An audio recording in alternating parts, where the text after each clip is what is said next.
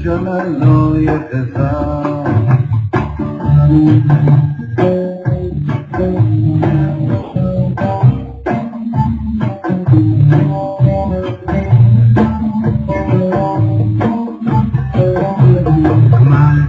טוב ולא רע, כל ימי חיי נרשת ומחוק אשתי, פתח לחלק כפיה.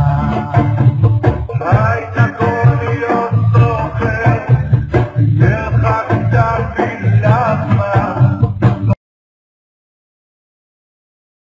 עוד לילה בתיתן דרך לביתה וחוף לנערותיה, סמם השדה ותיקחהו מבריחה ועל התקרת, חיה בעוצמותיה ותמזרותיה.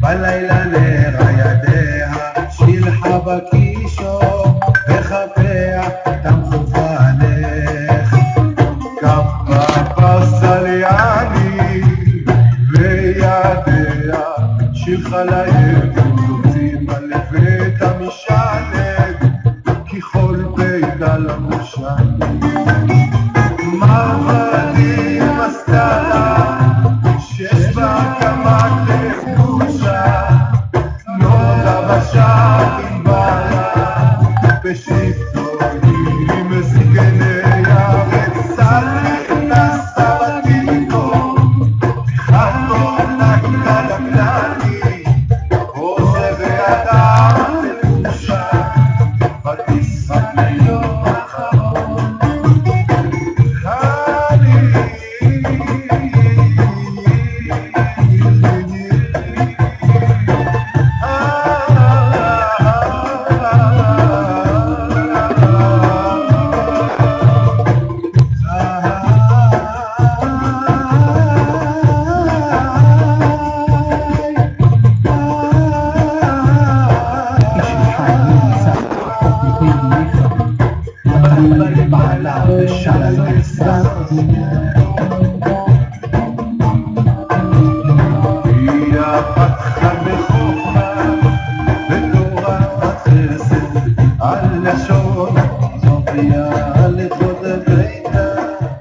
Shalom Aleichem, buena semana, Jodesh Tov. ¿Qué tal? ¿Se escucha bien la música?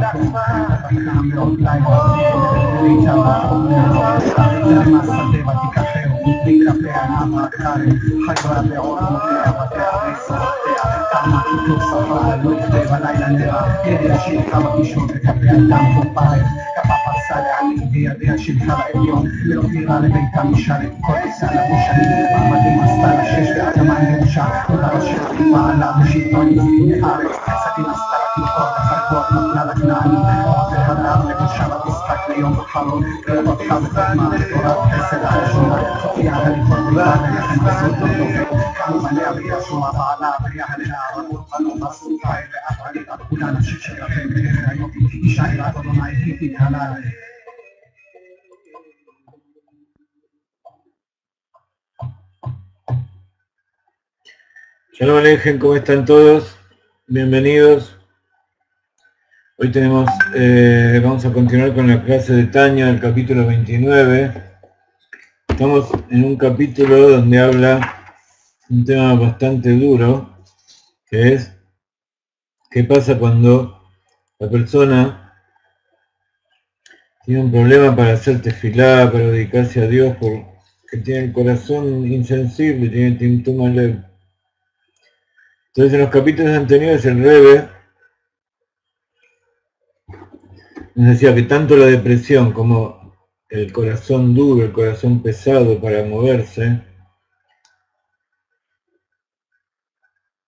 le impiden a la persona, le dan pereza para sobreponerse al Yetzer Hara.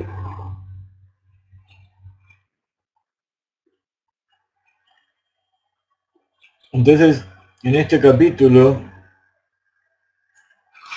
el Alter Rebbe analiza qué medios tenemos que utilizar para tratar esa pesadez del corazón, Timtum Alev.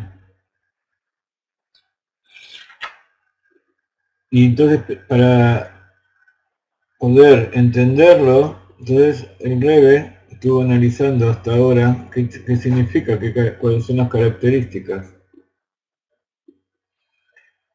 Entonces dice que aquellas personas que están a nivel de Beinoni, esas almas donde su mente domina, pero su corazón todavía tiene una inclinación hacia el alma animal, que nunca se expresa, pero todavía tiene que luchar. Entonces a veces también se les produce esta pesadez del corazón. Con respecto a aquellos que todavía no llegaron al estado de Beinoni, que son la mayoría de las personas, ellos constantemente están en ese estado. A veces sienten una movilización muy grande por algún evento que se les produjo, o en los momentos del estudio o de la tefilá, pero en general el resto del día, incluso las personas más sensibles y más inteligentes, tienen este Timtum Alev, el alma animal domina. Entonces, cuando tienen que hacer una plegaria,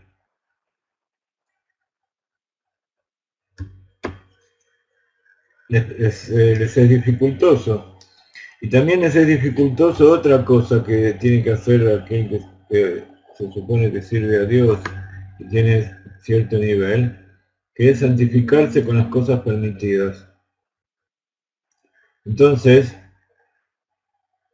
este servicio al corazón tiene dos objetivos, habíamos dicho en la clase anterior. Primero, que el corazón se dirige a Dios, se dirige a su conexión con Dios, y al establecer eso, produce un fluido de ida y vuelta con Dios que hace que baje la luz divina aquí abajo, y luego cuando sube Dios también recibe eso, siente placer, que es el objetivo. Entonces, para eso hace falta una comprensión intelectual. No alcanza simplemente con ser una persona de buenos sentimientos. En realidad, ya estudiamos y vamos a seguir viendo cómo los buenos sentimientos no vienen solamente por naturaleza, porque por naturaleza los sentimientos son egoístas. En realidad, los verdaderos sentimientos tienen que ser creados, generados.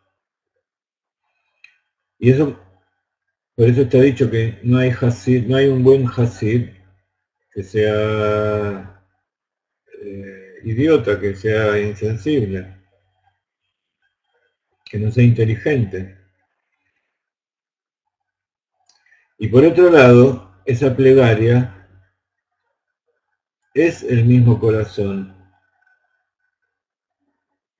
¿Por qué? Porque esa plegaria sirve para transformar su naturaleza y crear una segunda naturaleza más refinada. Entonces, para comenzar al refinar eso, lo primero que hay que hacer es suprimir esos deseos del corazón. Y habíamos hablado en la clase anterior de cómo cuando una madera muy dura no puede encenderse, hay que astillarla, hay que hacerla pedacitos. Entonces esos pedacitos se pueden encender fácilmente. Así también no hay un recipiente más apto para recibir la luz y la bendición de Dios que un corazón roto.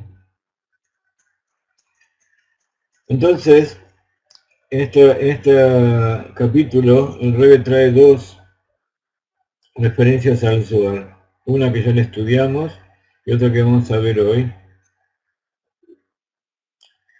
Una es esta que acabamos de decir, que es una madera muy dura y muy gruesa, que hay que hacerla añicos para que pueda encender.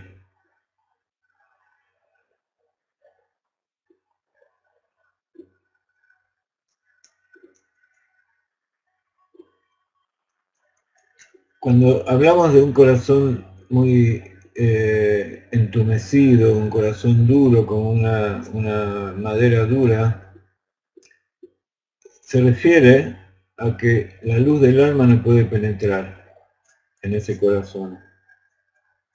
Entonces, si la luz del alma no entra en el corazón y además no puede brillar en el intelecto de forma suficiente para comprender la grandeza de Dios y para poder captar qué es lo que es Dios, quién es Él, qué es lo que se espera de Él, y así refinar sus emociones y sus actos,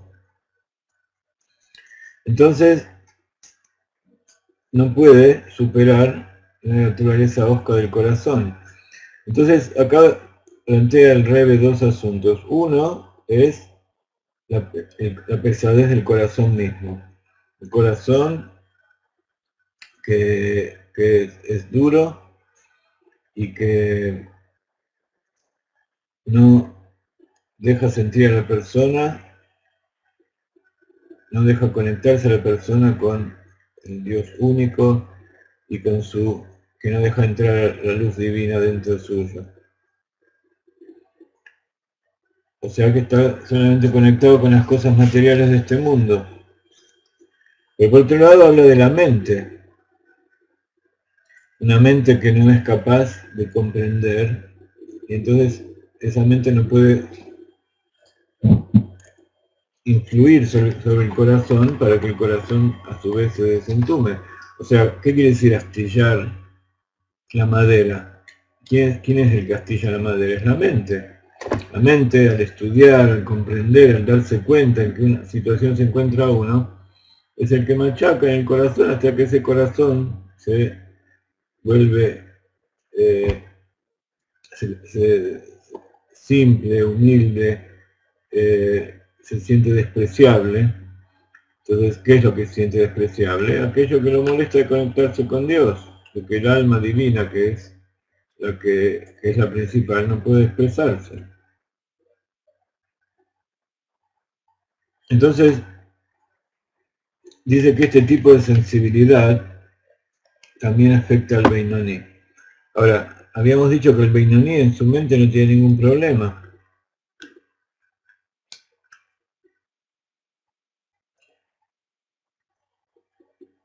Porque él constantemente, su mente no tiene pensamientos negativos, entonces puede influir sobre el corazón perfectamente. Entonces, explica el Rebbe de Lubavitch, el último Rebbe, explicando el Tanya, que en realidad el Rebbe está hablando no solamente del Beinoní, porque el Beinoní en general triunfa, pero por el simple hecho de que todavía su corazón no está completamente purificado y rectificado, llevado hacia la Kedusha, quiere decir que también su mente no hizo ese esfuerzo suficiente y tiene que también ser refinada. Pero aparte se refiere a los que no son Beinonim, al Rayá. Y el Rayá tiene dos problemas. Tiene no solamente su corazón hosco y no rectificado, sino también su mente. Entonces por eso el Sefer Shel Beinoni está hecho más que nada para el Rasha, para aquel que todavía no llegó a que su mente, a dominar tampoco sus pensamientos. Entonces explica cómo hacer. Entonces hay que machacar y derribar al corazón a través no todo el día. En el principio del Tanya explica que si uno va a estar triste y deprimido, no va a poder servir a Dios con alegría. Entonces, en determinados momentos uno tiene que sentarse y meditar en qué situación uno se encuentra.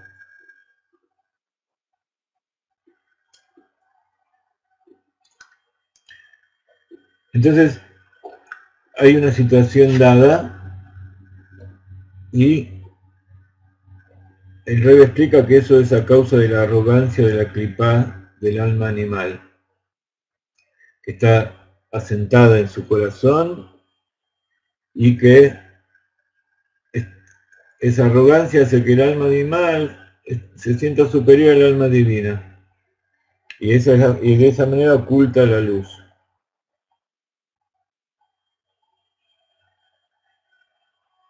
Y la única forma es quebrantar el corazón, porque al quebrantar el corazón se elimina el sitra ahara, se elimina el estado de impureza, las cáscaras de impureza que lo dominan.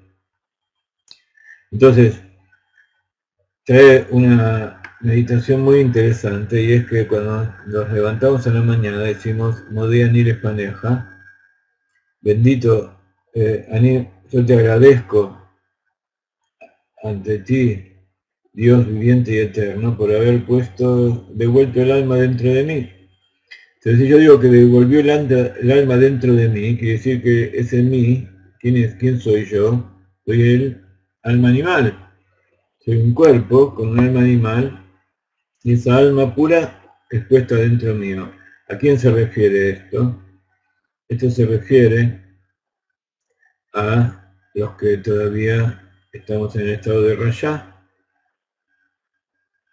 que yo digo Modé Ani porque esa alma salió y yo te agradezco porque has puesto esa alma, has devuelto mi alma dentro de mí. Entonces esa alma es mía, quiere decir que está hablando alguien que no es el alma. O sea, estamos hablando en forma superficial, porque yo no percibo mi alma. Y para poder entender un poco cuál es el grado de alejamiento que uno tiene y a donde tiene que dirigirse, tiene que pensar en el tzadik. Cuando el tzadik dice el alma es pura, para ellos mismos son el alma. Y ellos sienten que el alma está dentro de un cuerpo. Entonces, esa alma le está hablando a Dios y el cuerpo es nada más que la carne del hombre. O sea que es secundario, es un aliado, un auxiliar del alma divina. Por eso habíamos visto que Hillel, cuando iba a comer, decía a sus discípulos que iba a hacer un favor al menospreciado y al pobre, refiriéndose a su cuerpo y al alma animal.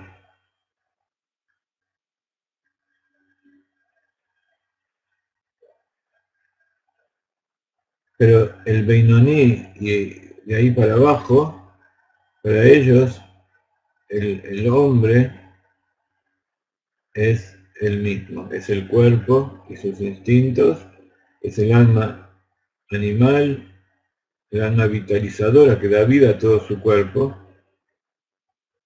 Entonces para él lo que llamamos hombre es el alma animal.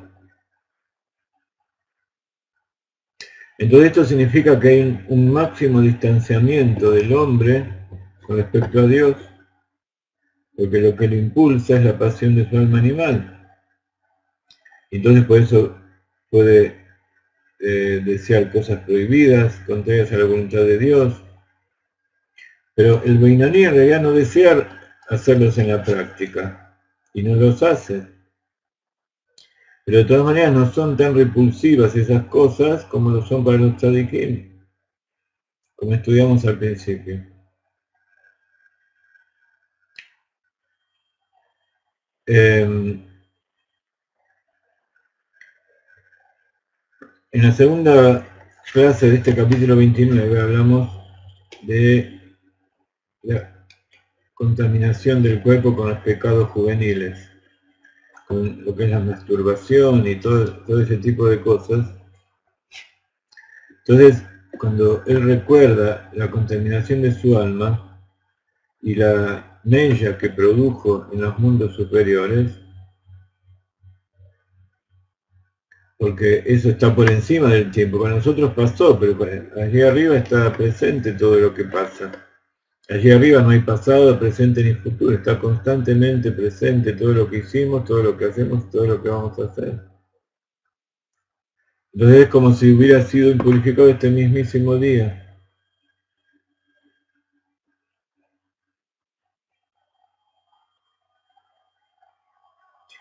Entonces, para nosotros, lo que pasó, ya pasó.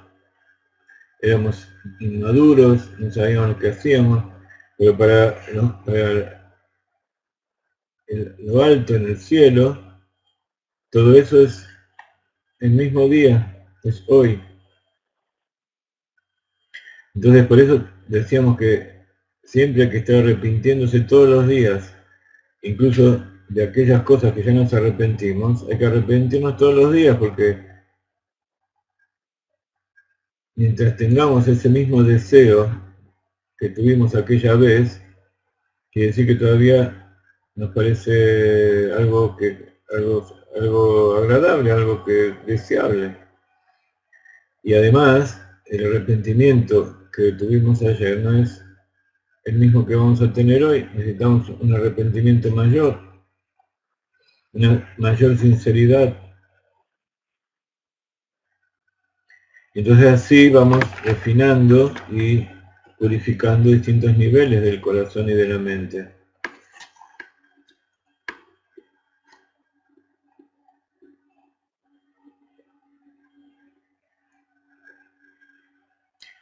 ¿Por qué? Porque todo depende de qué clase de hombre uno es. Y eso va cambiando con el tiempo y con el lugar en que se encuentra. Dice aquí como saben los conocedores. ¿Qué saben los conocedores? Está escrito que toda vez que la persona es tentada en mayor o menor medida por un pecado en particular, se espera de él un nivel de arrepentimiento más profundo y elevado por haber cometido la transgresión, más que en momentos en que es tentado más poderosamente y debe luchar con mayor insistencia para resistir esa tentación. Entonces, cuando uno es tentado en menor medida, uno tiene que arrepentirse mucho más profundamente que cuando es tentado de una forma muy fuerte, donde debe luchar mucho. ¿Por qué? Porque nosotros somos más permisibles con los pequeños pecados que con los pecados más grandes. Los pecados más grandes nos da fuerza para luchar. Con los pequeños pecados, o con lo que parece para nosotros pequeños pecados, eso es más difícil. Entonces tenemos que esforzarnos más. Y lo mismo sucede, dice el Rebbe, con el tiempo y el lugar. ¿Por qué? Porque hacen diferencias. La misma cosa en distinto tiempo y distinto lugar necesita encararlo de otra forma. Entonces, eso también requiere un esfuerzo de arrepentimiento mucho mayor que en el otro caso. Entonces, por eso, cuando la persona es juzgada en cada acción que realiza, posiblemente que el arrepentimiento que tuvo antes, en este momento sea inadecuado para los pecados del pasado. ¿Ok? No se refiere a un pecado que está haciendo ahora, sino a aquellos que ya realizó. Tiene que hacer distintos arrepentimientos como diciendo que cada pecado tiene huellas y tiene efecto en distintos niveles. Y en cada momento hay que volver a eso y ir rectificando, ir purificando, arreglando en cada nivel que se hizo una mella.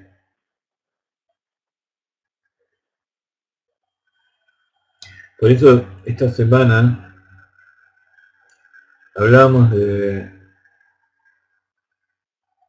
el Facebook pusimos una publicación que trajo un poco de discusión, que es acerca de la glorificación que se hace de grandes artistas, de famosos, de personas muy famosas, que parte o el principio o gran parte de su fama la deben a que estaban bajo el efecto de drogas o de alcohol o de otro tipo de estimulante. Entonces, el problema de ese tipo de personas es que, por un lado, ellos mismos están alimentando a la mafia de las drogas. Ellos con su propio dinero están haciendo que esa mafia adquiera dinero y crezca.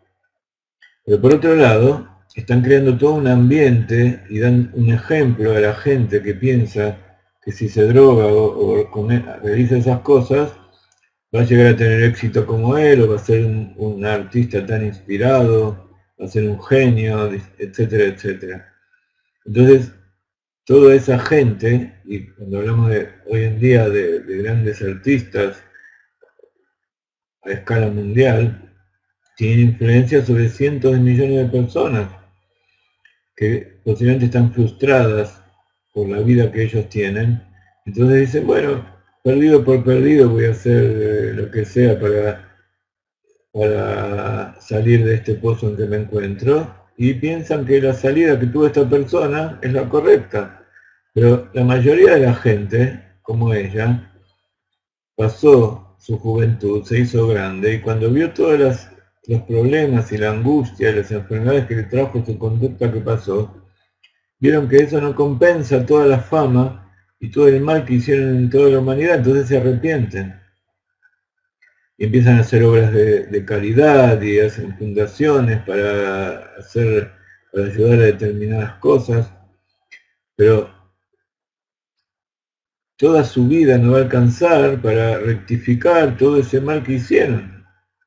¿Cómo hacen para mostrar que en realidad todo lo que hicieron ellos estaba mal? En realidad, muy pocos confiesan también su error.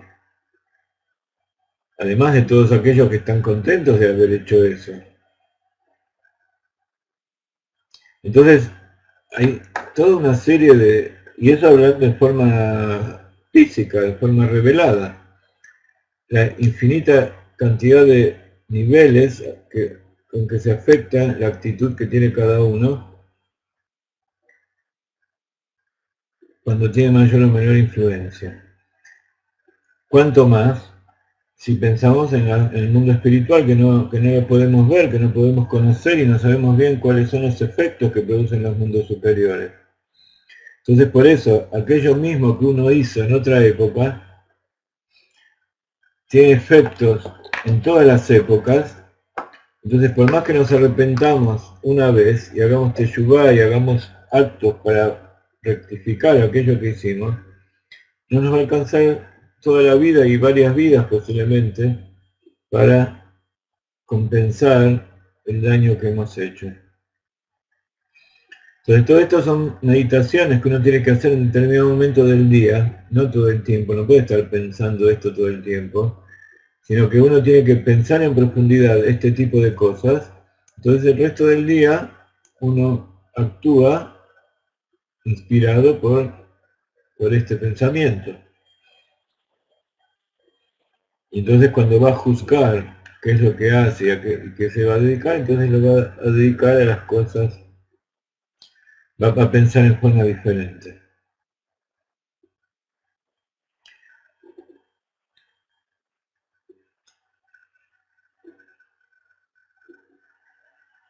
Entonces, por eso habla del Tanya, de dos tipos de arrepentimiento. Hay un arrepentimiento inferior y hay un arrepentimiento superior. Uno es el arrepentimiento por las cosas que uno hizo, y otra es un arrepentimiento que corresponde a un grado más profundo del corazón que lo lleva a volver a regresar a Dios. Entonces, si hace el arrepentimiento como corresponde, entonces HaKadosh Baruj Hu ayuda para que todos esos méritos, todos esos pecados se transformen en méritos. Entonces podemos ver cómo aquello que sucedió en realidad fue providencia divina. Y al final, HaKadosh Baruj Hu maneja las cosas para que todo sea para bien. Entonces, este es otro tema que surgió en las discusiones de las redes sociales esta semana, y a veces esto sucede muchas veces, es que hay gente que dice todo es para bien, porque se toman las frases como eslogans, como frases hechas, que no se entra en profundidad para entender qué significa.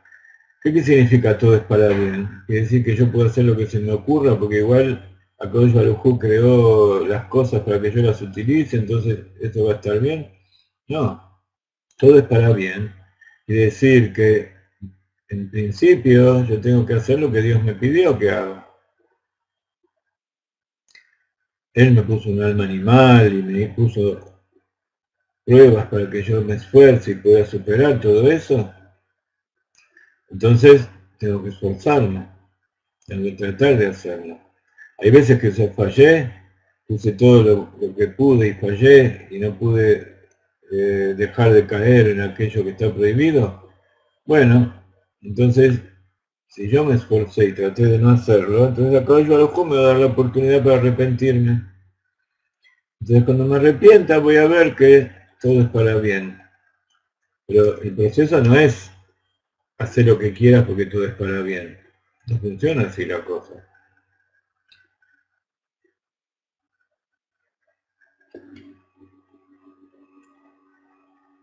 Por eso David Amelech dijo que mi pecado está siempre frente a mí.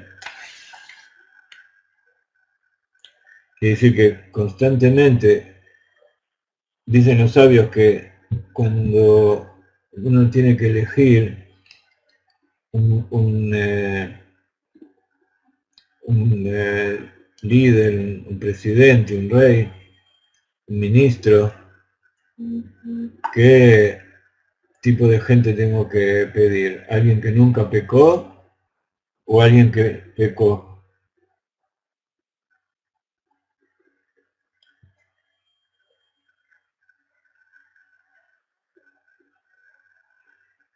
No, el que tiene que tomarlo para bien es HaKadosh Baruj Hu.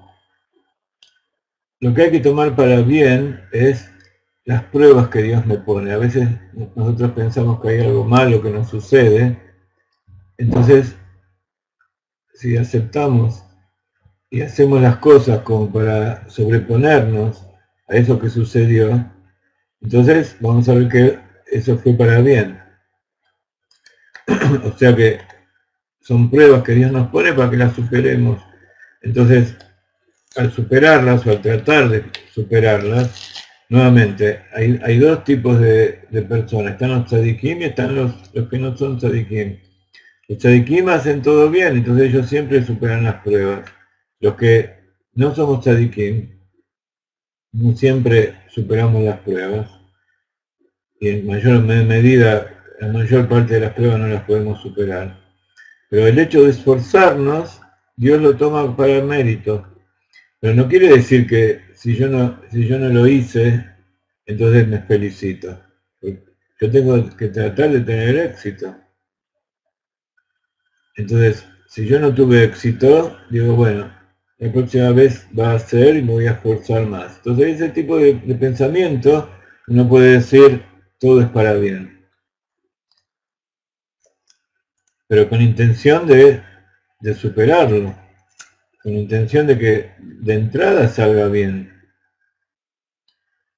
Pero uno no puede decir que todo es para bien, que la maldad, que la idolatría, que la violación, que el asesinato es para bien.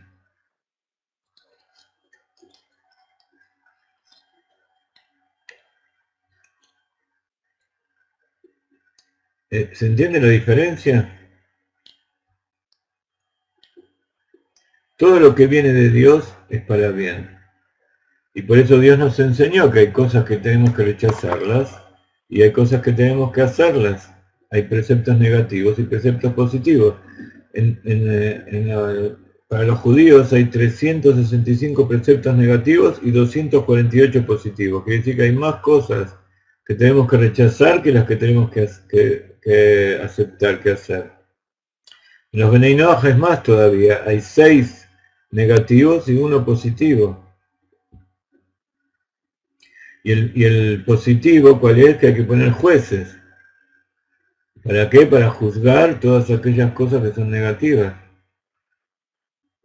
¿Por qué? Porque acá estamos hablando que el judío tiene un alma divina y un alma animal, que está constantemente en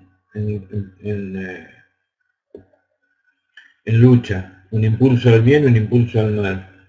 Los que no son judíos, ese impulso al bien, esa alma divina, está muy oculta, está muy alejada, y hay algunos que ni siquiera la tienen, como vemos aquellos que hacen maldad solamente por la maldad. Entonces, ese tipo de persona no se puede decir que todo es para bien. Lo puso ahí, no para que yo lo felicite, sino para que yo lo elimine, para que ayude a que esa gente no asesine a gente inocente.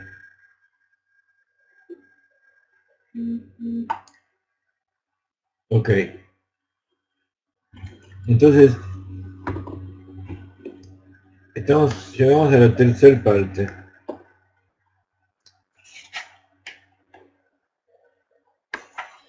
Donde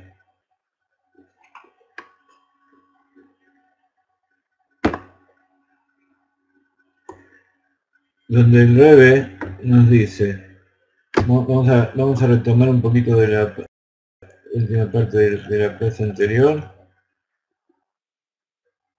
Entonces, hay veces que esos malos pensamientos vienen en sueños,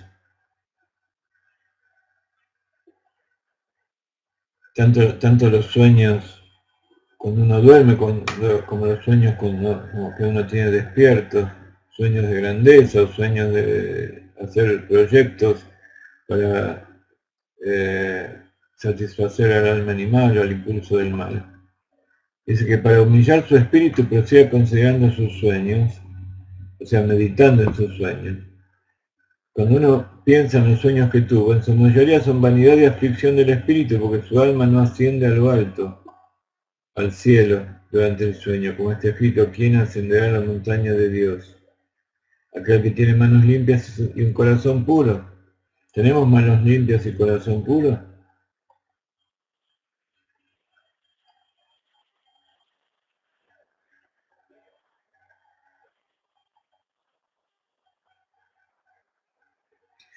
¿Qué significa esto?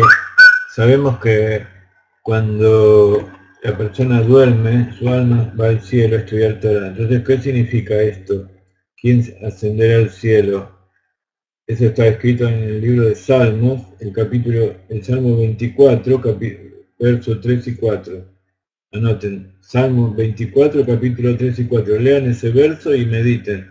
Por supuesto, léanlo de un libro kasher, no de un libro de la iglesia o de la idolatría. Entonces dice, la pregunta de Salmos, del capítulo 24, versículo 3, ¿qué significa en nuestro contexto? ¿Quién se elevará al cielo mientras duerme para ver y absorber cuestiones de Torah que a su vez han de reflejarse en sus sueños? Cuando uno sueña aquellas cosas que suceden el día anterior, pero también aquellas cosas que uno estudió cuando el alma subió arriba. Y entonces el versículo siguiente da la respuesta. Aquel que tiene manos limpias y un corazón puro. De ello se infiere que el alma de aquel cuyas manos y corazón no son puros, no asciende, y por eso sus sueños son un remiendo de vanidad y necedad. ¿Ok? Entonces, mucha gente me pregunta acerca de los sueños que sueña. Entonces, en general, esos sueños no son el recuerdo de la Torah que estudió, sino que son una influencia de la vida que él tuvo y de las emociones y los instintos que lo dominan. Entonces, siempre hay que explicar los sueños para bien, no en forma catastrófica, ni para daño, ni que sea un augurio de mala suerte. ¿Por qué? Porque el significado de los sueños depende de cómo uno lo interprete. Entonces, la interpretación de los sueños para las personas normales que quieren saber la verdad, no los malvados, la interpretación de los sueños para una persona, hay que mostrarle de dónde proviene y cómo ese sueño lo invita a corregirlo, a hacer algo bueno. Si es una persona malvada, entonces hay que decirle, esto que vos estás soñando significa que te va a pasar tal y tal cosa, para que sepa que tiene que arrepentirse, porque si no va a ser castigado muy duramente. Las personas simples, las personas buenas, que pecan pero que tienen ganas de cambiar, que son aquellos que son Reshaim del Tanya, o la traducción de Rasha es malvado, que los domina su inclinación al mal, o que quieren cambiar, se llama Rasha de Ralo, un malvado que se siente mal por aquellas cosas que está haciendo. O también es llamado Rasha Betoblo, un malvado que tiene bien dentro de él. Entonces, esa parte buena que tiene, hay que rescatarla. Entonces hay que mostrarle esos sueños, interpretarlos de tal manera que lo ayude a cambiar y que le dé una esperanza.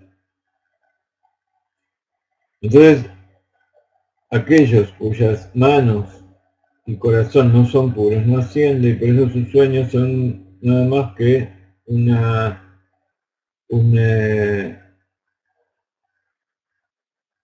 están expresando toda su vanidad y su necedad. Entonces dice el Zohar que la persona puede evaluarse de acuerdo al contenido de sus sueños, de tal manera que humille su espíritu, incluso si está libre de pecado, porque eso va a evitar que caiga en el pecado. Y así está realizando la tarea más importante durante la época del exilio, que es aplastar al Sitrajan, aplastar al lado opuesto de la santidad. Porque nuevamente, la maldad no hay que negociar con ella, ni bendecirla, ni mirarla con bondad, sino que hay que tratar de eliminarla. No a la persona que hace mal, nosotros no somos gente que trata de matar a una persona, sino que hay que tratar de eliminar en esa persona su parte mala. Entonces, a la parte mala de esa persona tenemos que odiarla, mostrarle qué es lo que está pasando y que esa persona haga teshuvá. Entonces, si la persona verdaderamente quiere cambiar y se le dice cuál es su inconveniente, entonces va a pedirle a Dios que va a tener, primero dentro suyo va a dar cuenta que está equivocado y va a pedirle a Dios que lo ayude a ir por el camino correcto.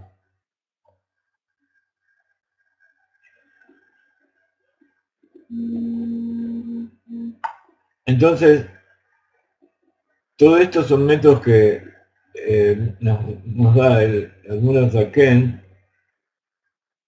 para aplastar al Sitrahara, que está dentro del alma animal. Provocar la humillación del espíritu propio a través de la meditación intelectual, que es lo que estamos haciendo aquí. En este momento estamos meditando acerca de cosas que nos movilizan, que nos hacen meditar, que nos hacen pensar y buscar. Entonces eso nos produce sentimientos dentro nuestro. Ahora,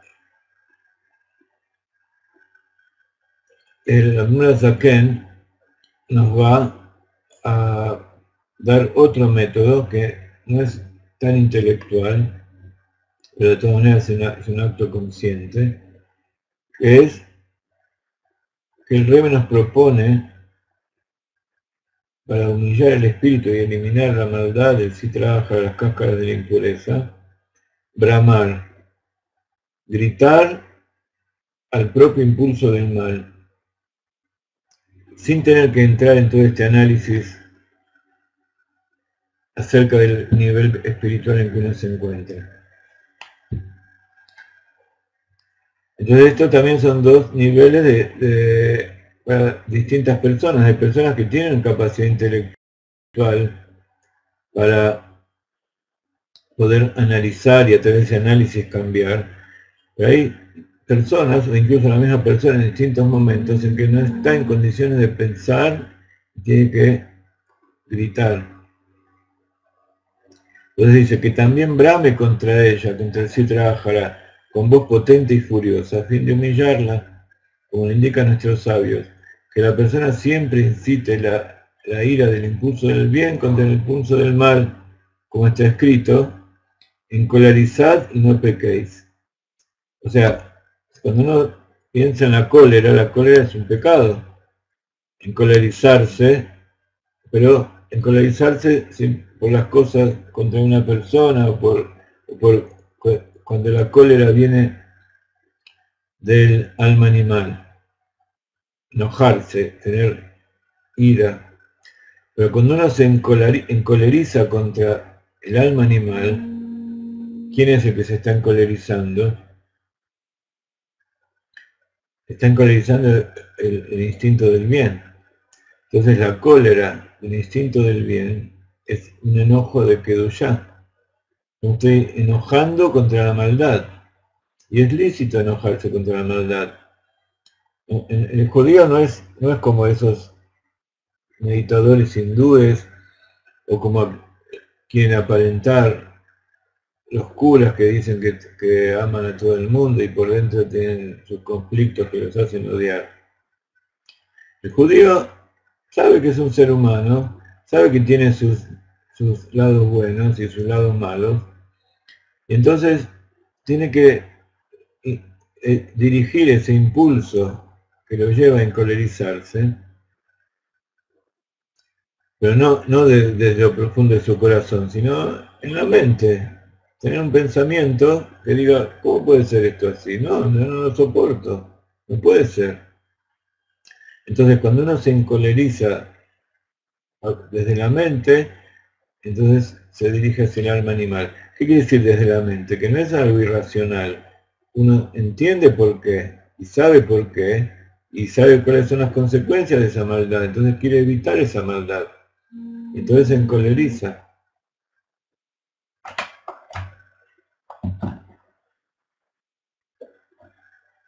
A eso se refiere con bramar.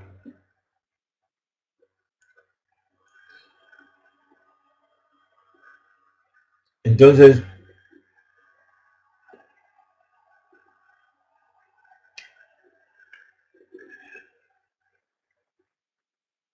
tengo ganas de hacer algo que no corresponde. Entonces me enojo, golpeo la mesa. No, ¿cómo puede ser que yo quiera hacer algo así? Esto significa que la persona debe encolerizarse en su mente contra el alma animal, que es su impulso al mal, con voz de estruendosa indignación, diciendo, efectivamente, tú eres un verdadero perverso y malvado, abominable, repugnante y vergonzoso. Cada uno con sus propias palabras. Hay veces que uno dice esta frase que dice el Rebbe, en el Rebbe son palabras sublimes. Uno lo dice, a lo mejor no Cada uno tiene que saber cuáles son las formas de hablar y de encolerizarse que causen que salga con una expresión verdadera de uno. Y así sucesivamente, usando todos los epítetos con los cuales los sabios lo han denominado. ¿Hasta cuándo oscurecerás la luz del bendito Ein Sof, que permea todos los mundos? Que fue, es y será el mismo, incluso en el mismísimo lugar sobre el que estoy, tal como la luz del bendito Ein Sof estaba sola antes de que el mundo fue creado.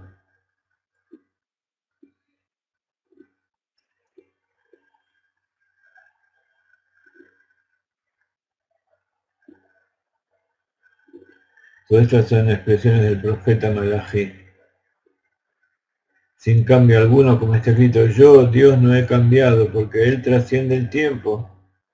Dios, para Dios es, fue, es y será. Ese es el nombre, ese es el significado del nombre Yud-Kei-Vav, que el nombre está por encima del tiempo y del espacio, y por eso no lo podemos pronunciar, no lo podemos utilizar, porque si nosotros utilizamos, como vemos que hoy con total impunidad se utilizan los nombres de Dios y se los escriben, y se los pronuncian y se creen expertos,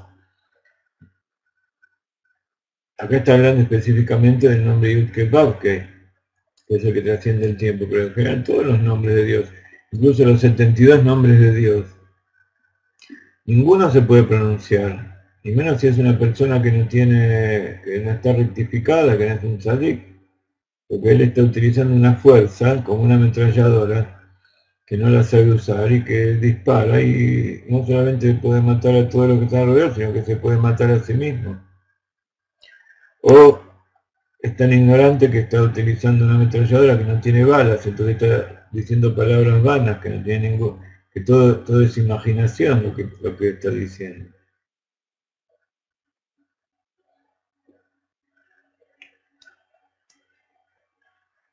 Entonces,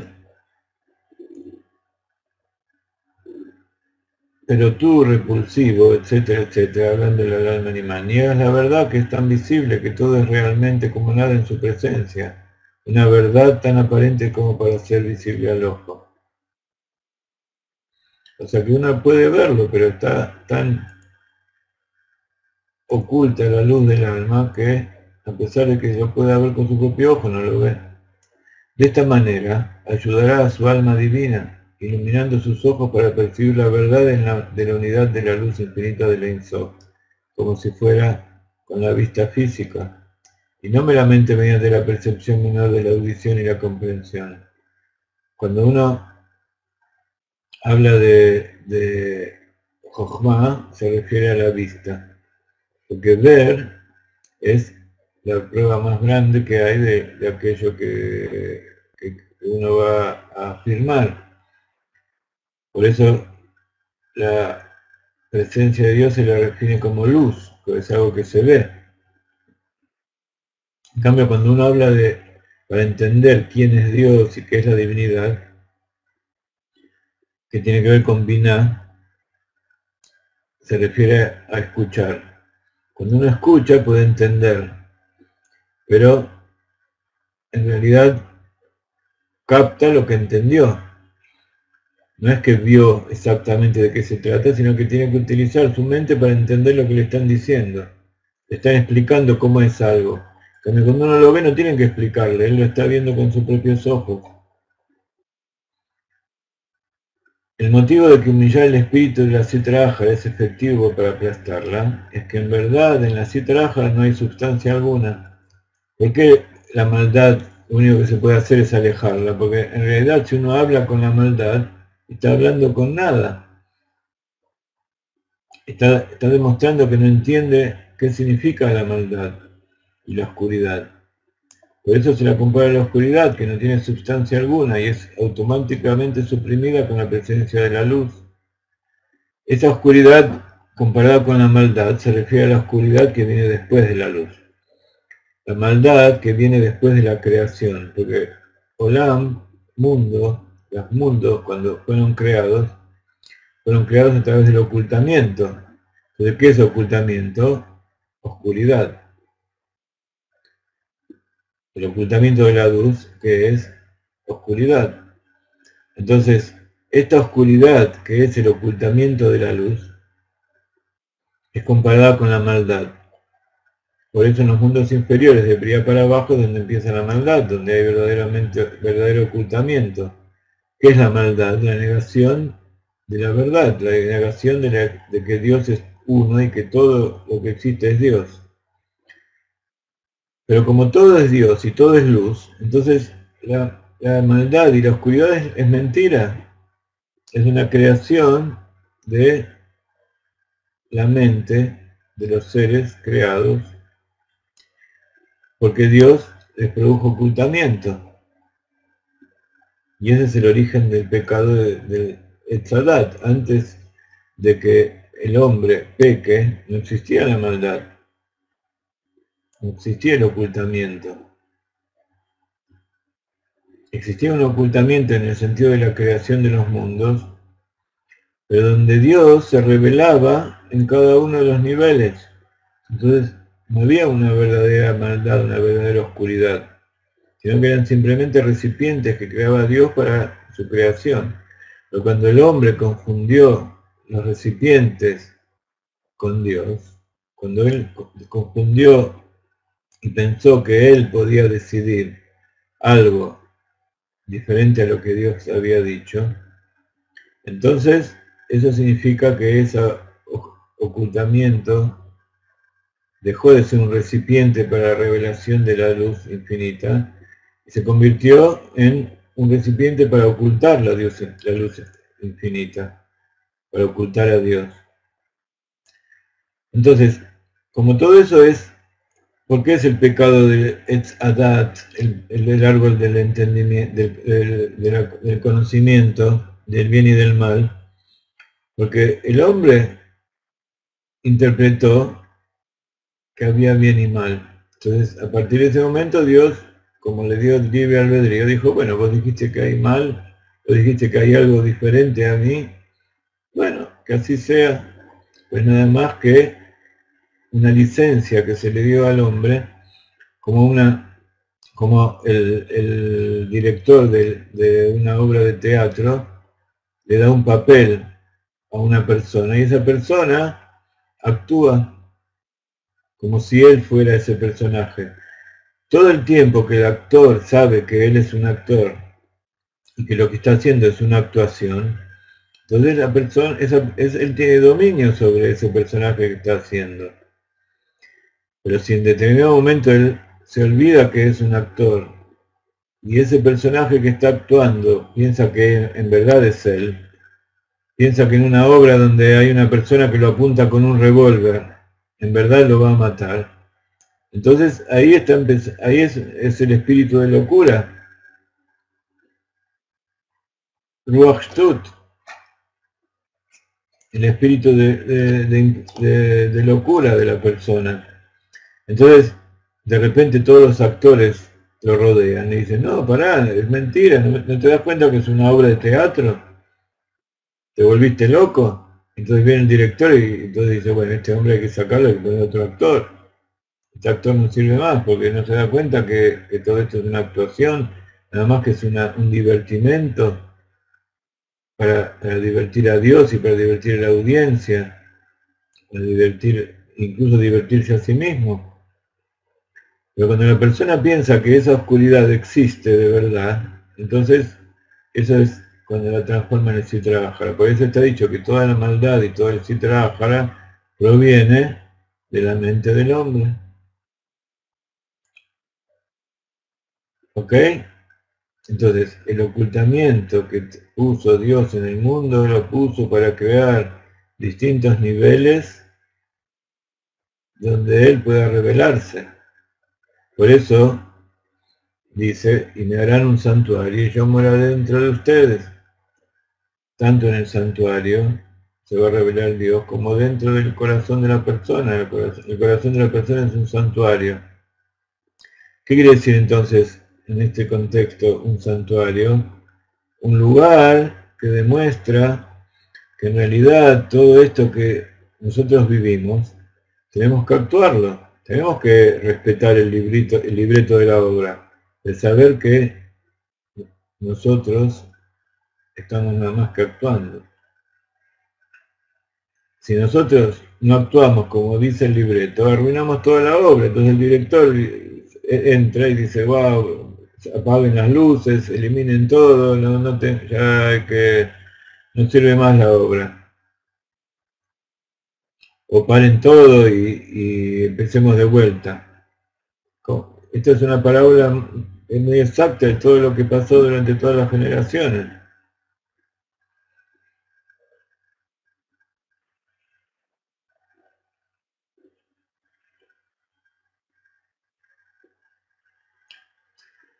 Entonces, lo mismo ocurre con el Sitra Ahra. Si bien posee abundante vitalidad para animar todos los animales impuros y las almas de las naciones del mundo, yo ahora aparentemente, si alguien me apunta, tengo que escaparme, no tengo que dejar que me maten.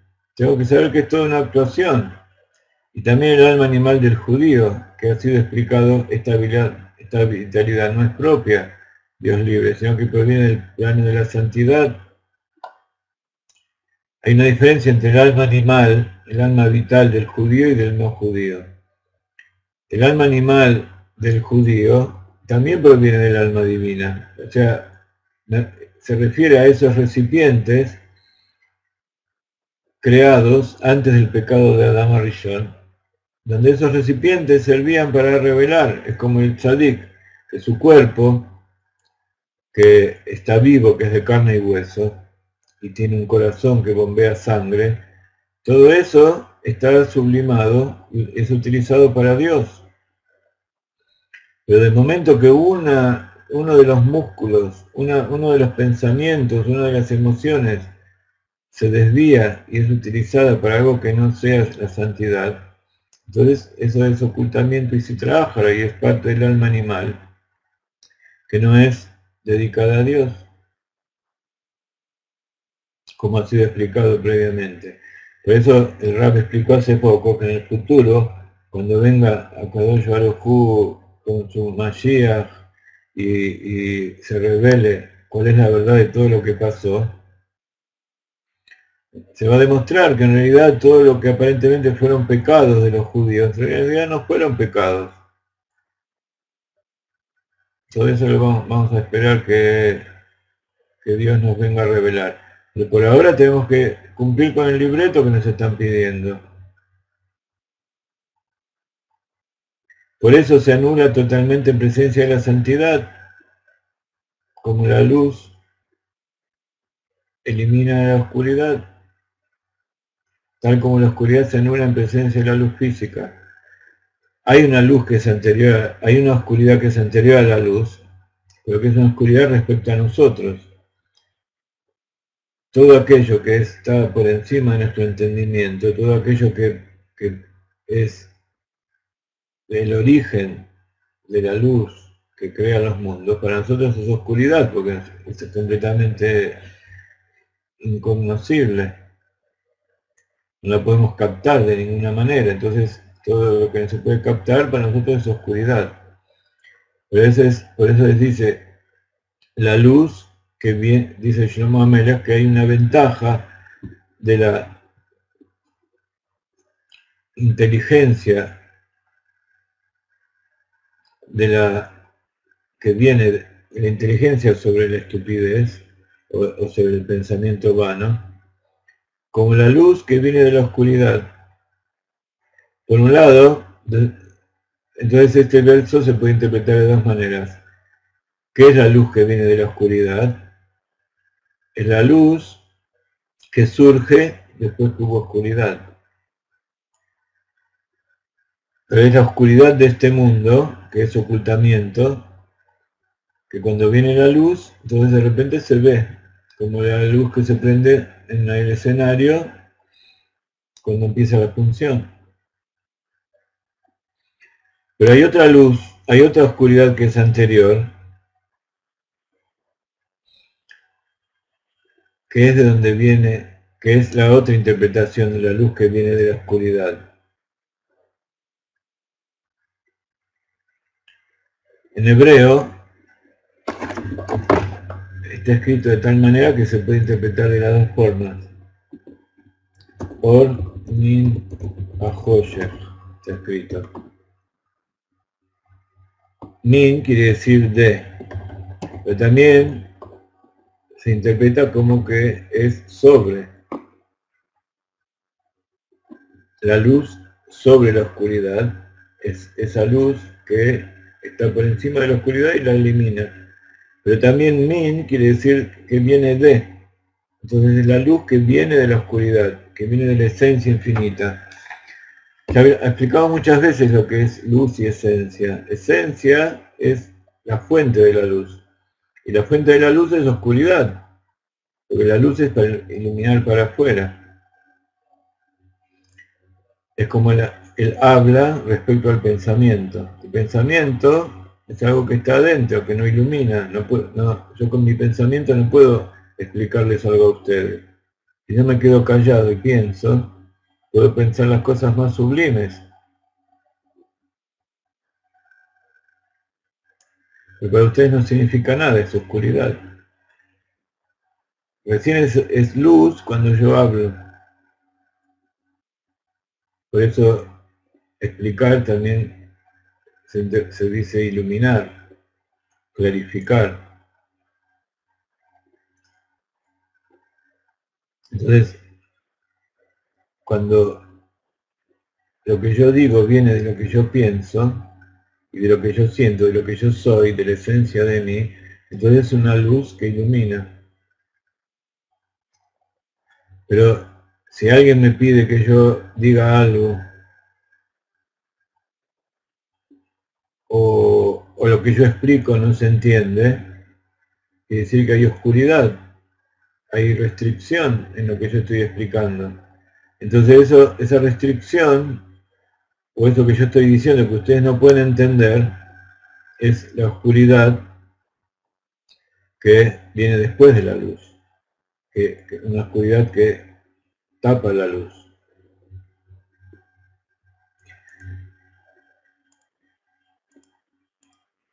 Entonces es mucho más fácil eliminar la oscuridad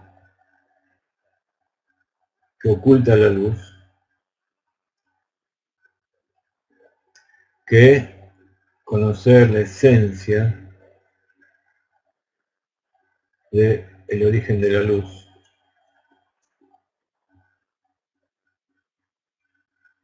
Entonces, cuando yo sé que esa es como un prejuicio, yo vengo a una clase y habla un maestro y yo sé que no voy a entender, pero yo estoy poniendo esa barrera. Yo sé que eso que dice es malo, pero yo todavía no lo escuché, ¿cómo sé que es malo? Y me dijeron que es algo malo, y me dijeron que eso no sirve, o al revés, me dicen que lo que yo voy a escuchar es algo tan bárbaro, es perfecto, entonces yo voy a escuchar algo que no es bueno, y de entrada yo sé que es bueno, yo pienso que es bueno, porque me dijeron que eso que estoy escuchando es santidad. Eso también es oscuridad, estoy confundiendo la luz con la oscuridad y el bien con el mal. Entonces, eso que yo pienso que es luz es oscuridad. Y también puedo confundir aquello que es luz y pienso que es oscuridad. Entonces, la segunda oscuridad es la oscuridad que yo pongo entre yo y Dios. Y la primera oscuridad es la oscuridad que es Dios, de donde sale la luz. Si bien posee abundante vitalidad, él sí trabajará para animar todos los animales impuros y las almas de las naciones del mundo, como decíamos recién, y también el alma animal del judío, como ha sido explicado, esta vitalidad no es propia, Dios libre, sino que proviene del plano de la santidad, como ha sido explicado previamente. Entonces, muchas veces explicamos esto que dice aquí, acerca de las almas de las naciones del mundo, que es lo que dijimos antes. Si esa persona no tiene ninguna conexión con el judaísmo, por supuesto tampoco tiene un alma judía dentro de un cuerpo gentil. Entonces eso es totalmente impuro, como un animal impuro, y no puede ser utilizado para la santidad. El judío lo tiene prohibido. En cambio, aquellos que cumplen los 7 preceptos, aquellos que sienten una afinidad por el pueblo de Israel, hay dentro de ellos parte de este alma animal del judío, que siempre que hay un alma animal judía, significa que hay también un alma divina que hay que revelar.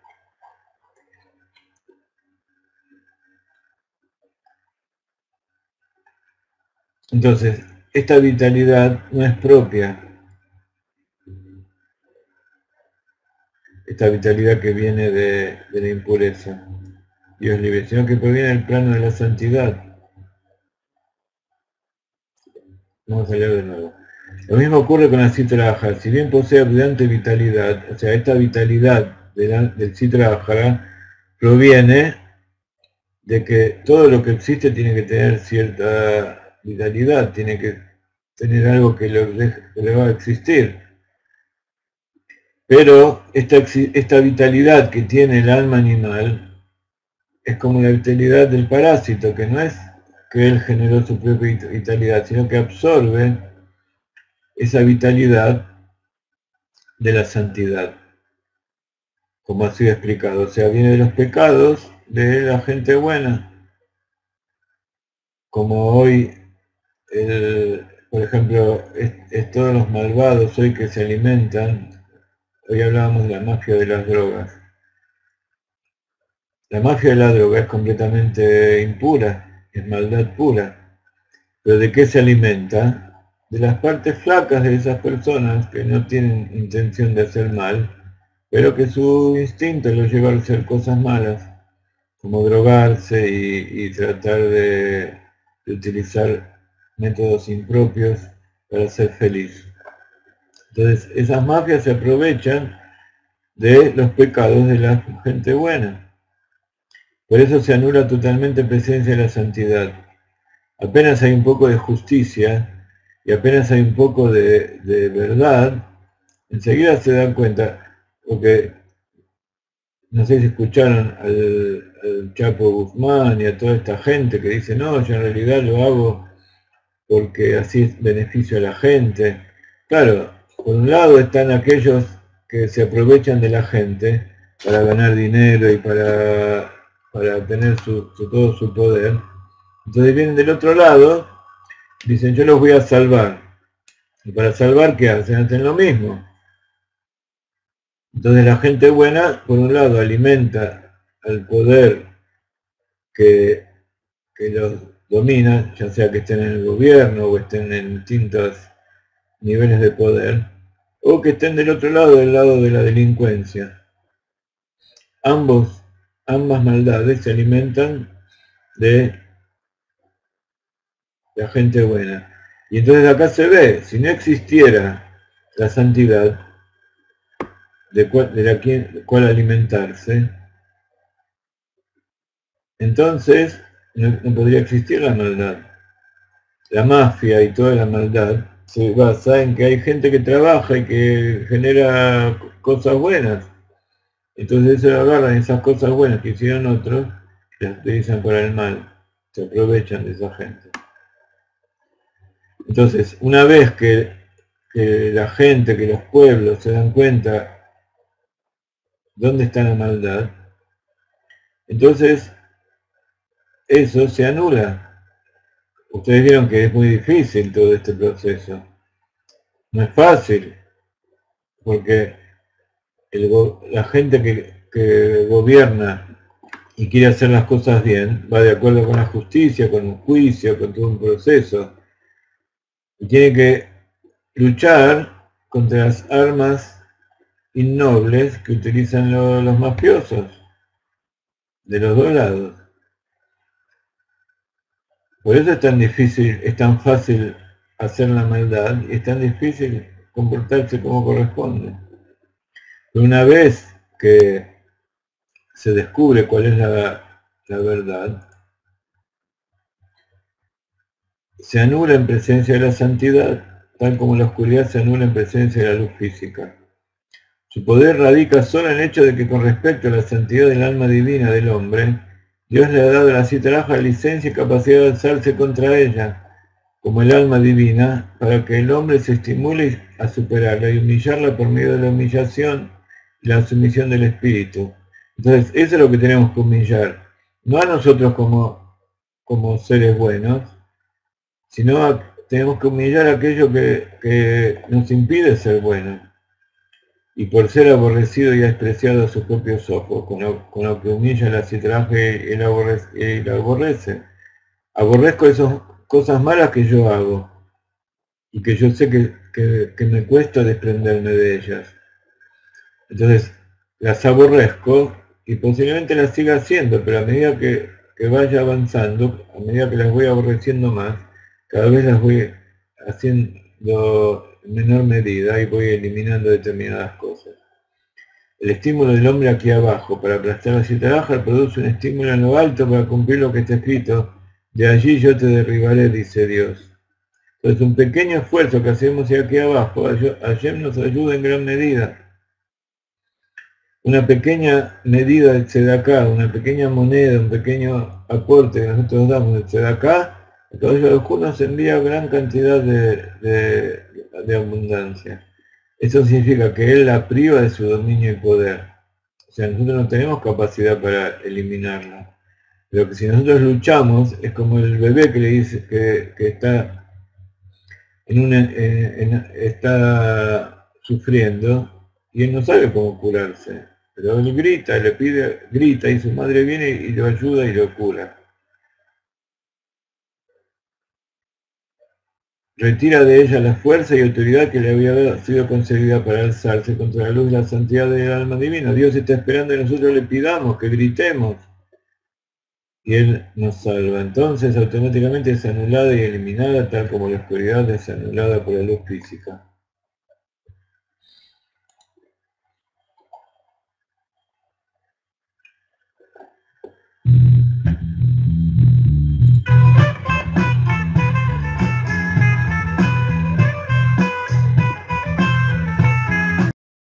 Hoy vamos a terminar el capítulo 3.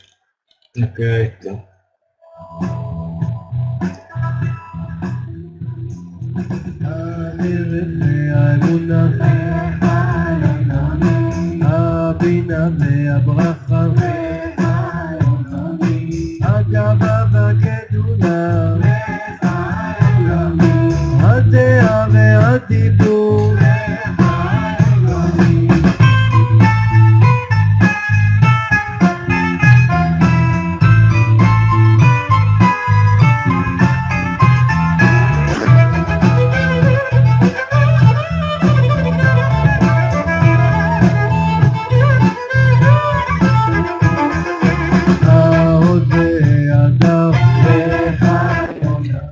Shalom a todos los que están.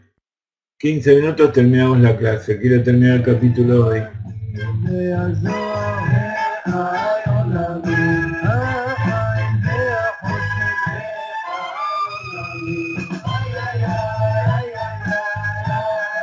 Todo esto son melodías de Shabbat. Cantamos en la plegaria. El Shabbat a la mañana.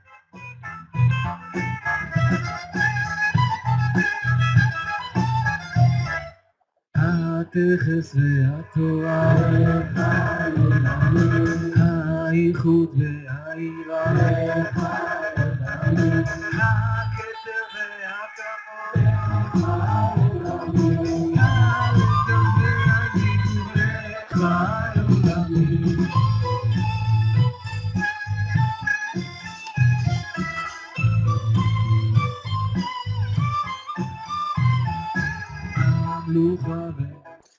De hecho, observamos esto explícitamente indicado en la Torá en conexión con los espías que Moshe enviara para espiar la Tierra Santa. Al comienzo ellos dijeron, porque él, el enemigo, toda la gente que vivía en la Tierra de Israel, es más fuerte que nosotros.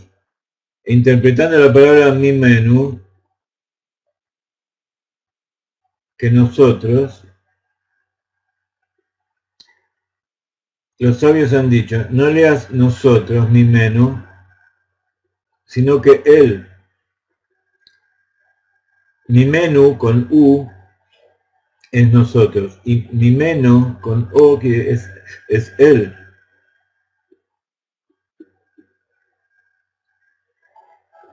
Entonces, ¿qué es lo que dijeron?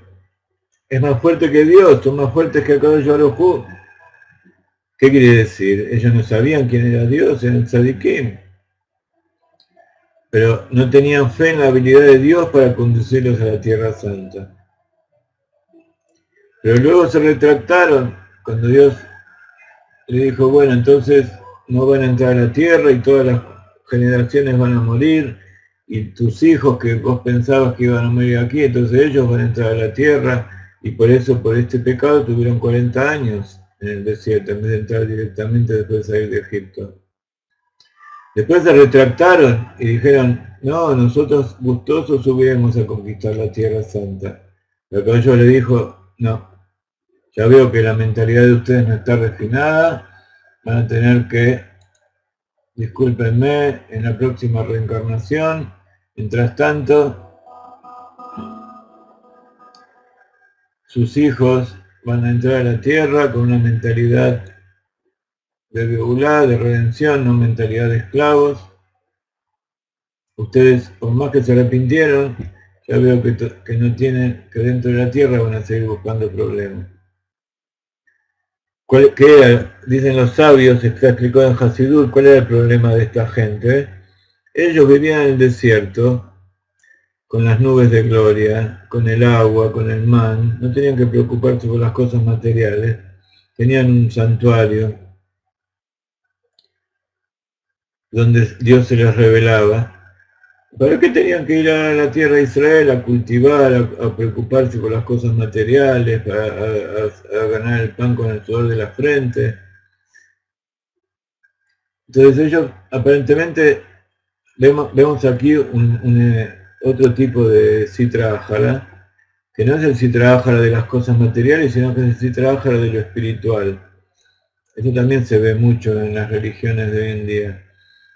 Dice, no, yo desprecio el mundo material. Yo solamente quiero estar en contacto con Dios. No quiero hacer nada, me desligo de todas las obligaciones de este mundo, me conecto solo con Dios. No, Dios quería que vayan allí para volver a hacer de ese Gan Eden, de ese jardín del Edén que fue mancillado, hacer en la tierra de Israel el nuevo Gan Eden, hacer esa morada para Dios en este mundo. Y para eso hay que ocuparse con las manos, con las herramientas y construirlo. Cumplir preceptos con cosas materiales. Para revelar dentro del mundo material que también eso es Dios. Entonces dice, luego se retractaron y dijeron, gustosos subiremos para conquistar la tierra. ¿De dónde les volvió su fe en la habilidad de Dios? El maestro Moshe, alaba Shalom, no les había mostrado en el interior ningún signo o señal al respecto que podía haberles devuelto la fe. No fue como en las plagas que estamos viendo estas semanas y todos los milagros que realizaron. En ese momento no hicieron teshuvá al ver los milagros de Dios. Solo les había dicho que Dios estaba enojado con ellos y había jurado no llevarlos a la tierra prometida. Entonces, ¿qué valor tenía esto para ellos si no creían en la capacidad de someter a los 31 reyes que reinaban entonces en el país? Razón por la cual no tenían deseo alguno de entrar en la tierra. Seguramente entonces la explicación es que los israelitas mismos son creyentes, descendientes de creyentes. O sea, ellos en realidad dentro suyo sí creían. Ellos profesaban su falta de fe en la capacidad de Dios, solo porque la Sitra Ahara investida en su cuerpo, como su alma animal, se había alzado contra la luz de la santidad de su alma divina. Ellos, como alma divina, como judíos, nunca dejaron de creer. Lo que pasa es que momentáneamente el alma animal dominó y ella es la que hizo dudar. con su característicamente descarada arrogancia y altanería, sin sentido ni razón. Por eso, en cuanto Dios se enojó con ellos, ¿qué quiere decir sin sentido y sin razón? Ellos vieron cómo todo un imperio, el imperio más grande de la tierra, que era Egipto, cayó adentro de las aguas. Eso fue después de la apertura del mar, después de las 10 plagas, y vio como todos los milagros y maravillas. ¿Acaso, si Dios hizo todo eso, no iba a poder dominar a los gigantes, por más gigantes que sean que había ahí en la tierra?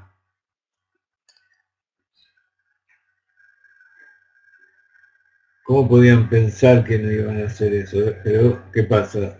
De repente, Sitra Ahara los dominó. Por eso, en cuanto Dios se enojó con ellos y tronó el colerizado, ¿hasta cuándo tendré que tolerar a esta congregación malvada? Vuestros cadáveres caerán en este desierto. Congregación es Minyan. Entonces, dentro de los 12 espías, hubo 10 que hicieron esto. Los dos que no lo hicieron fueron Yoshua bin Nun y Caleb ben Yefuné. Entonces, estos 10 y todas las demás generaciones murieron. Yoshua, como ustedes saben, siguió viviendo y fue el que sucedió a Moshe dirigiendo al pueblo de Israel dentro de la tierra. ¿Por qué? Porque ellos dos sí creyeron. En ningún momento pensaron que Dios no iba a hacer lo que prometió. Pero toda esa generación, entonces acá vemos la influencia, 10 personas influenciaron a todo un pueblo, y todo el pueblo, durante 39 años, desde los 20 hasta todos los que tenían en ese momento de 20 a 60 años, cayeron en el desierto. Yo, Dios, he hablado, de seguro salvaré a toda esa congregación malvada. Entonces, Dios habló y no los perdonó. Por supuesto que perdonó a su alma, por eso el alma de ellos se reencarnó en generaciones siguientes. Pero su alma animal, su cuerpo, eso no entró a la tierra de Israel. Su corazón se humilló y se quebrantó en su interior cuando escucharon estas severas palabras, como está escrito, y el pueblo guardó luto. O sea, Dios, a través de Moshe, dio su veredicto y de repente se dieron cuenta que se habían equivocado.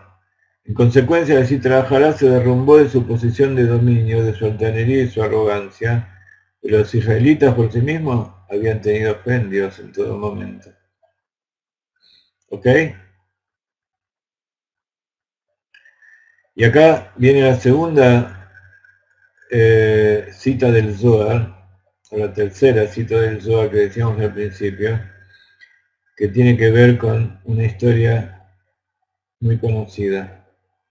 De esto, del episodio de los espías, cada persona en cuya mente se abaten dudas acerca de la fe en Dios puede deducir que estas no son más que palabras vacías de la Sitra Ahara que se alza contra su alma divina. Pero los israelitas por sí mismos son creyentes. Además, tampoco la Sitra Ahara misma tiene duda alguna acerca de la fe. Es solo que se le ha dado permiso para confundir al hombre con palabras falsas y engañosas, a fin de que pueda ser más ricamente recompensado para dominarla. ¿Ok? En esto es similar a la parábola de la ramera que intenta seducir al hijo del rey con falsedad y engaño, con la aprobación del rey, como está escrito en el Sagrado Zohar. El Sagrado Zohar, al final del capítulo 9, que estudiamos en el capítulo 9 del Tanya, si ustedes se acuerdan, había una historia de un rey que tenía un hijo, y hay muchas historias donde el rey, para hacer que su hijo se temple y en un determinado momento sea su sucesor, sea digno de recibir el trono del reino, tenía que pasar distintas pruebas. Hubo pruebas donde se lo mandó lejos, se lo mandó a lugares alejados. Acá habla de la prueba de la ramera.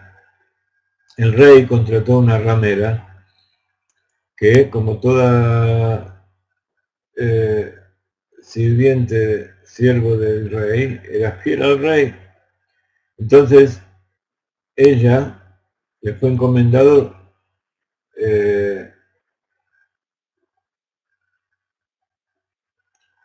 tratar se me escapó la palabra, tratar de seducir al hijo del rey. Entonces le dijo, ve a seducirlo y haz todo lo que puedas, todos tus encantos muéstrale para ver si él es verdaderamente un rey y no se deja seducir. Entonces, por un lado está la prueba que pasa el rey, y si el rey pasa esa prueba, entonces quiere decir que es digno. Pero dentro de la ramera hay sentimientos encontrados, porque por un lado ella tiene que cumplir la orden del rey y tratar de seducirlo con todas sus armas, pero por dentro ella quiere que el rey no caiga bajo sus encantos, porque él en realidad quiere que el príncipe sea un rey, y aparte conoce la intención íntima del rey, que es que quiere que su hijo pase la prueba. Entonces, eso es lo que es el Sitra Ahara.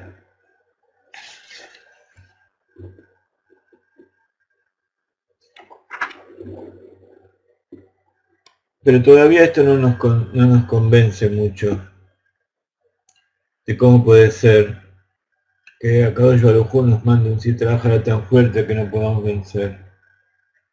¿Acaso esa ramera sigue estrictamente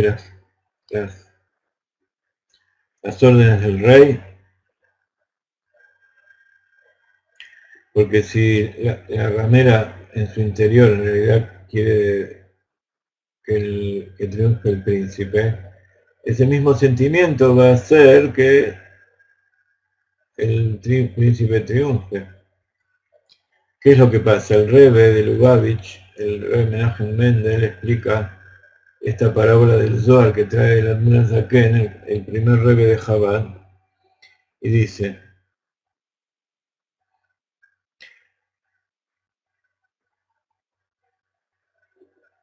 esta parábola, donde la mujer misma conoce las intenciones del rey, no desea que el hijo sucumba a la tentación. Y lo mismo pasa con el Sitra Ahara. Al intentar apartar al hombre de Dios mediante sus engaños, solo está cumpliendo la tarea que Dios le asignara. Por eso se llama el Satán. El Satán viene de la palabra asatá, que quiere decir seducir o tentar.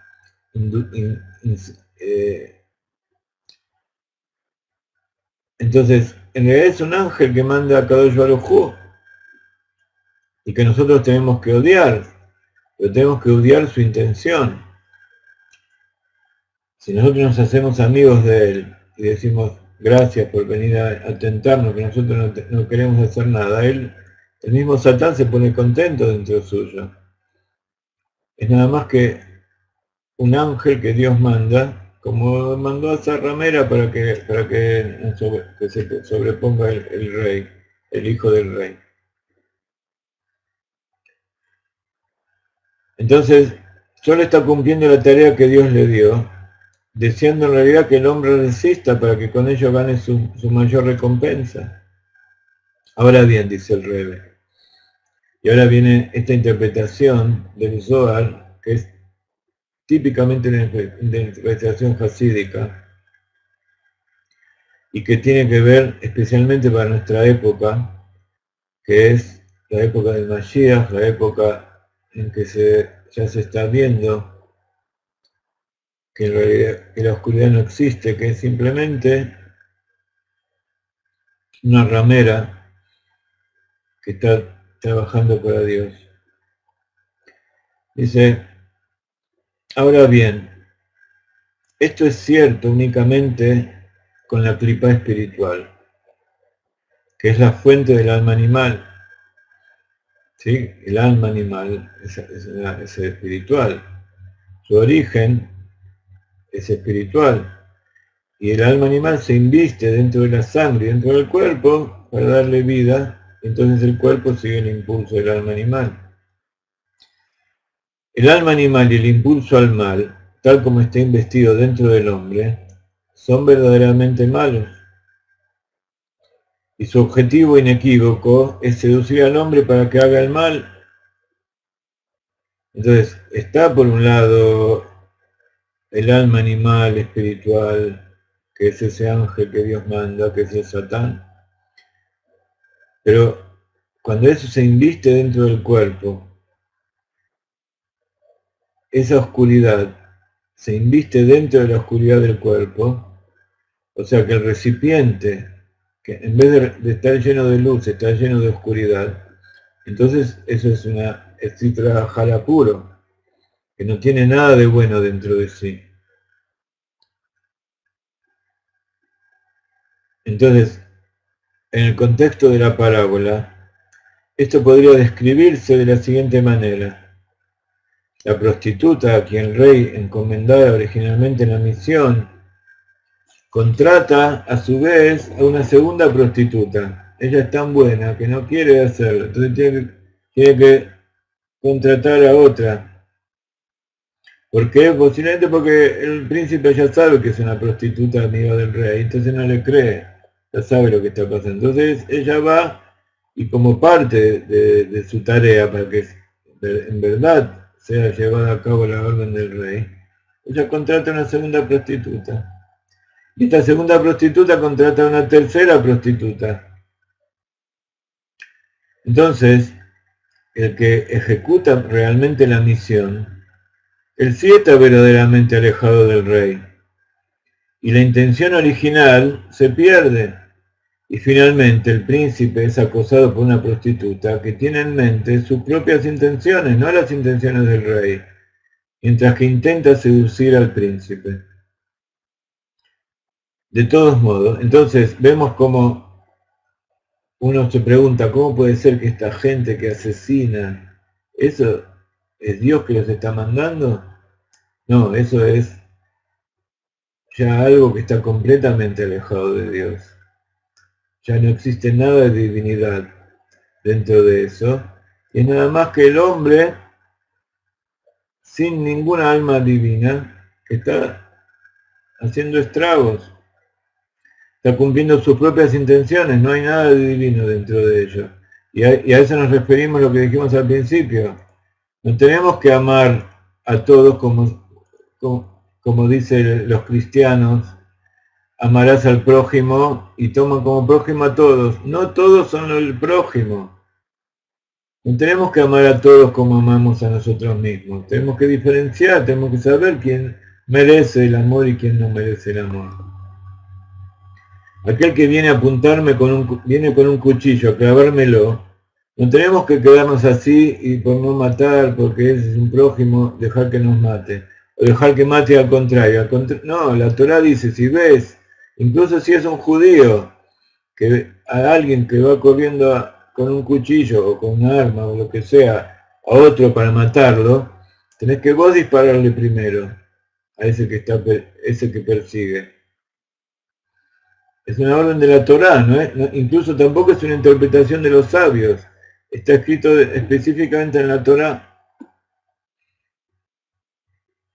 Entonces, eso es como las mafias, cuando estamos viendo en los diarios hoy en día, que cuando ellos son apresados y los ponen presos, dicen, yo lo que quiero es que se respeten mis derechos. ¿Ahora querés que se respeten tus derechos?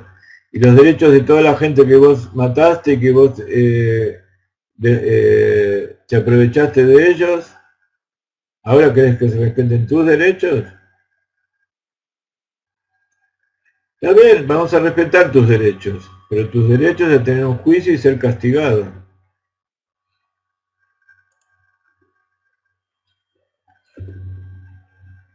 Entonces concluye el Rebbe, de todos modos, vemos que todas las dudas que la persona podría abrigar en lo que hace a su fe en Dios, no son más que las palabras vacías del Sitra Achara. Incluso aquella persona, esa prostituta tercera del rey, también es todo vacío. El alma que está dentro de cada judío, no obstante, cree en Dios con fe perfecta. Entonces, tenemos que cumplir esos preceptos. Como dice acá el Rebbe, tenemos que gritar a Dios, bramar y golpear en la mesa. ¿Por qué esta alma animal que yo tengo acá adentro me está perjudicando? No quiero más, sos lo más bajo que hay, sos una porquería, te odio, te detesto, etcétera, etcétera. Entonces, ¿quién está hablando ahí? Está hablando el alma divina.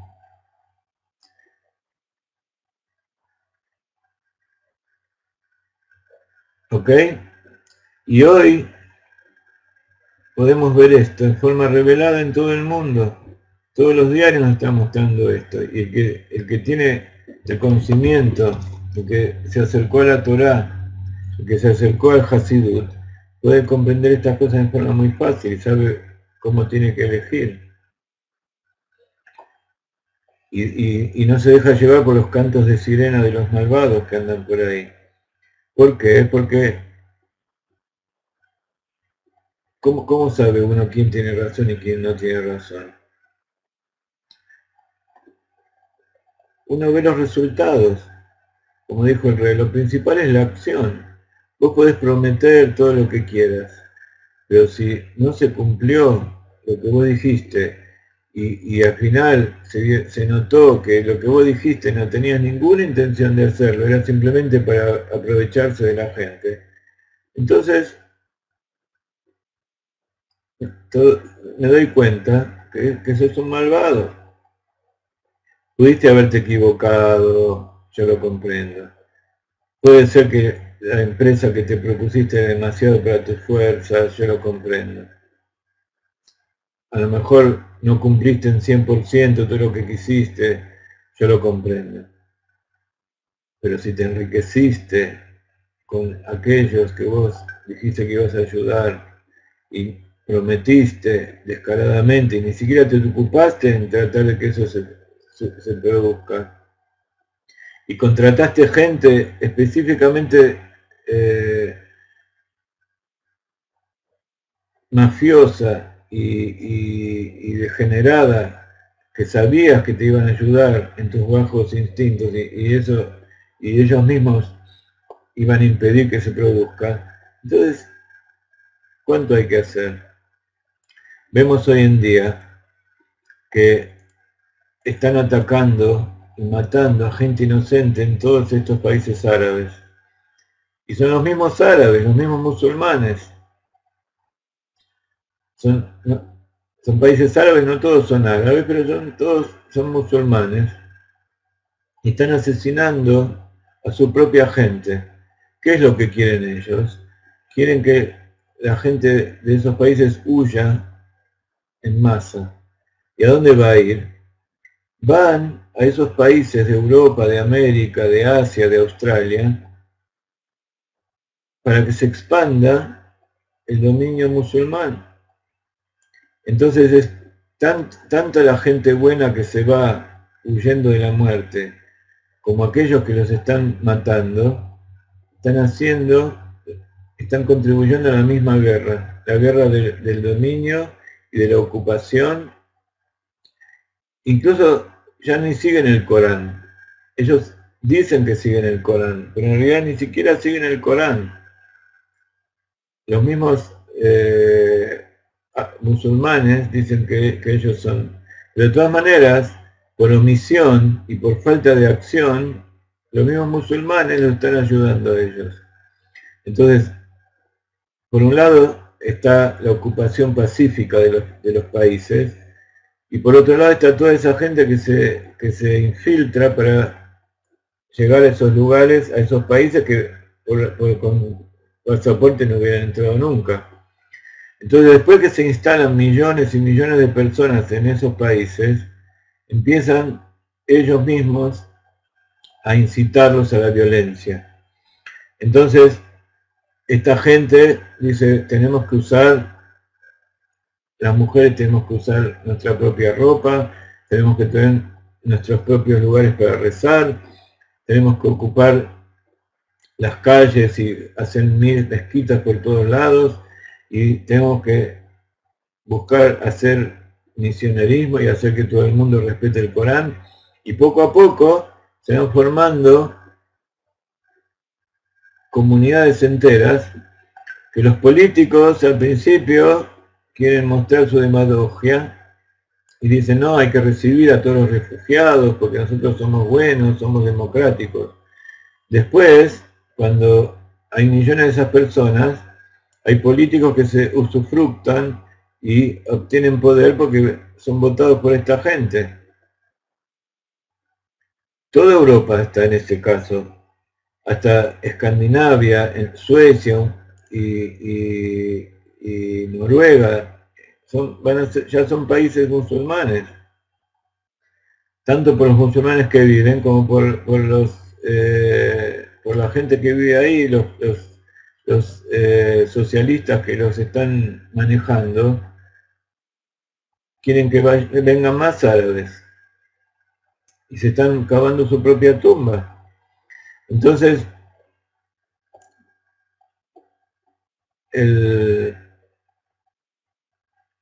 esos mismos políticos, cuando se dan cuenta, o cuando determinados políticos se dan cuenta lo que hicieron, ya es tarde, ya están inquistados allí, y es cuestión de tiempo, porque encima la tasa de nacimiento de toda esta gente es muy superior a la tasa de nacimiento de los países natales, y se aprovechan de su servicio médico y de todo lo que hay allí.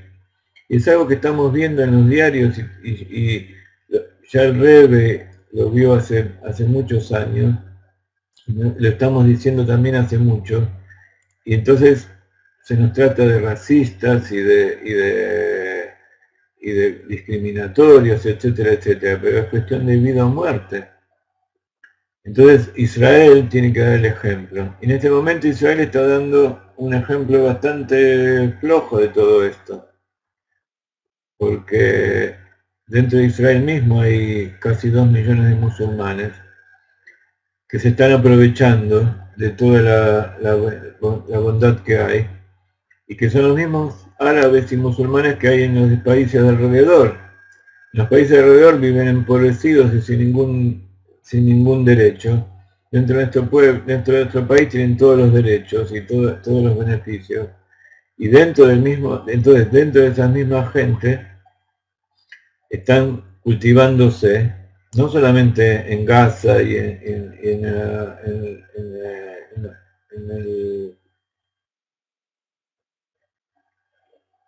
del otro lado, no quiero utilizar nombres que no corresponden. Todo eso es trabajar, y no hay que dejar que se expanda, porque los mismos musulmanes están siendo perjudicados. Entonces por eso hay que difundir las 7 leyes de Noah entre todos los pueblos. Hay que mostrar cómo la intención de Dios es que haya, tanto en los pueblos de las naciones como dentro del judaísmo, haya respeto de las leyes de la Torá, porque la Torá es la palabra de Dios y eso es lo que tiene que regir el mundo. Ayer salió en el diario, sale en Israel en hebreo, en el resto del mundo no se ve.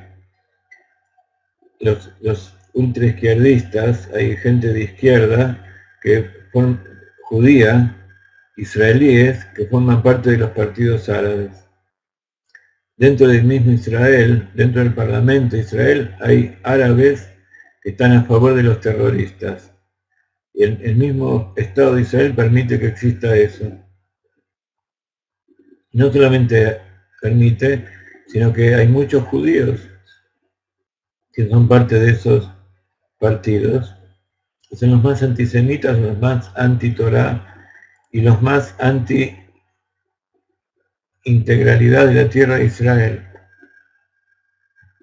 Lo único que quieren es que se asimilen el judío y que desaparezca, que forma parte del resto de las naciones. Entonces como Herzl, el gran héroe del sionismo, Herzl, que dijo que la mejor forma de la solución final es que todos los judíos se conviertan al cristianismo. Entonces ya no va a haber más antisemitismo. Esa es la solución del héroe de San Martín de Israel. Entonces estos musulmanes, estos judíos de izquierda, mostraron allí una foto que estaban en el aeropuerto que querían salir de Israel. ¿Por qué? Porque ellos denunciaron a determinados árabes que le vendieron tierra a los judíos. Entonces ellos los denunciaron a los palestinos, no quiero decir esa palabra, pero es Reyuta Palestini, no sé cómo se dice en castellano,